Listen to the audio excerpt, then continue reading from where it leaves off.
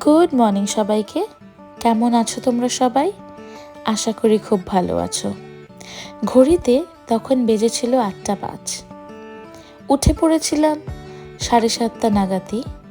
কিন্তু যাদের বাচ্চা থাকে তারা রিলেট করতে পারবে, বাচ্চা যদি রাত্রেবেলা ভালো না ঘুমায় মায়েরও ঘুম হয় না।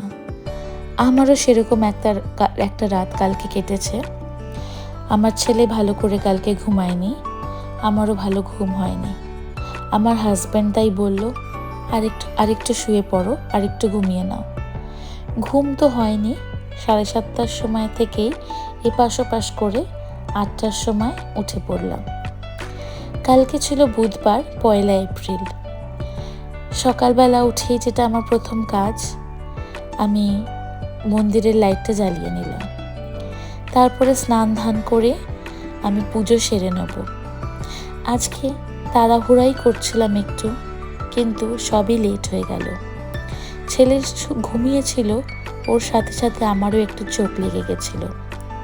যাই হোক, 1 ঘন্টা মতন রেস্ট নিয়ে আমি আবার কিচেনে চলে এসেছি। মাঝখানে খাওয়া দাওয়া, ব্রেকফাস্ট সব কিছুই হয়ে গেছে আমাদের।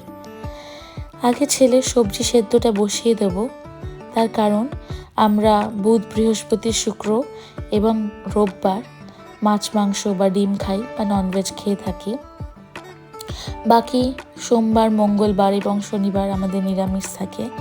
তাই বুধবার দেখে আমার রান্না করতে একটু সহজ হচ্ছিল। আমি ছেলের জন্য মাছ এবং আমাদের জন্য মাছ করে নেব। দিল্লিতে আমি লাস্ট 4 বছর 5 বছর ধরে আছি, কিন্তু আমার কিচেনে ফার্স্ট টাইম কালকে দই মাছ হবে।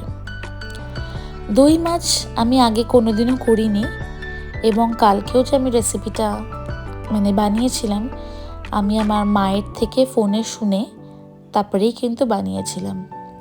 খেতে খুব ভালো হয়েছিল, রাদার বলবো অনুষ্ঠান বাড়ির মতনই হয়েছিল খেতে।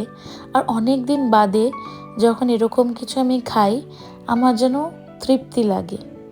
কারণ আলটিমেটলি তো আমি বাঙালি, যতই নর্থ ইন্ডিয়ান ফ্যামিলিতে বিয়ে করি, মাছ ভাত পেলে কিন্তু আমার মনটা অন্য দিনের থেকে অনেক বেশি ভালো থাকে। ছোট থেকে আমি মাছ খেতে খুব ভালোবাসি। আমার বাড়িতে যখন নিরামিষও হতো, আমি আমার দিদাকে বা আমার মাকে বলতাম, আমার জন্য কি একটা ছোট মাছ করতে পারো না? কিন্তু এখন আমি এত আমূল বদলেছি যে মাসের পর মাস আমি ভেজ খেয়ে থেকে যাই। যাই হোক, মানুষ বড় হলে অনেকই বদলে যায়। আমি আমার দই মাছে কনসেন্ট্রেট করি আপাতত। তেলের মধ্যে একটু ঘি দিয়ে নিয়েছি। তার আগে মাছগুলোকে আমি ভেজে তুলে নিয়েছি। আর সেই তেলের মধ্যে ঘি দিয়ে শুকনো লঙ্কা, তেজপাতা, এলাচ, দারচিনি আর অল্প জিরে ফোড়ন দিয়ে ভেজে নিয়েছি। তারপরে পেঁয়াজগুলোকে ভেজে নেব, আর তারপরে আদা রসুন বাটা আমি দিয়ে দেব। আমি না বরাবরই আদা আর রসুন পুরো সপ্তাহের বেটে টিফিন বক্সে করে রেখে দিই। আদা রসুন অনেকেই একসাথে রেখে দেয়, আমি আলাদা আলাদা করে রাখি। কারণ কিছু রান্নায় আদার ব্যবহার শুধু হয় এবং কিছু রান্নায় আদা রসুন একসাথে যায়, আবার কিছু রান্নায় শুধু রসুনের ব্যবহার হয়। তো সেক্ষেত্রে আমি আলাদা আলাদা করে টিফিন বক্সে বেটে রেখে দিই। আমার বেশ সপ্তাহখানেক চলে যায়। তাতে আমার রান্না করতেও অনেক তাড়াতাড়ি হয়। পেঁয়াজটা কুচিয়ে রাখলে হয়ে যায়, কিন্তু পেঁয়াজের না আমি কুচিয়ে রেখে দেখেছি ফ্লেভারটা নষ্ট হয়ে যায় বলে পেঁয়াজটা আমি তৎক্ষণাৎ কুচিয়ে নিই। যাই হোক, পেঁয়াজটা আমার অলমোস্ট ভাজা হয়ে গেছে।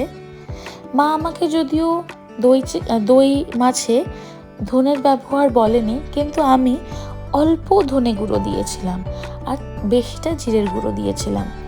টক দইয়ের মধ্যে নুন চিনি দিয়ে আমি ভালো করে ফেটিয়ে নিয়েছিলাম। তারপরে আমি আগে পেঁয়াজ, আদা, রসুনের মধ্যে অল্প ধনে গুঁড়ো, একটু বেশি জিরে গুঁড়ো আর লঙ্কার গুঁড়ো দিয়ে কষিয়ে নিয়ে তারপরে টক দইটা দিয়েছিলাম। যখন টক দইটা ভালো করে কষে গেছিল, তারপরে কিন্তু আমি জল অ্যাড করেছিলাম। আমি কিন্তু পরিমাণ মতন নুন চিনি সবটাই দিয়েছিলাম।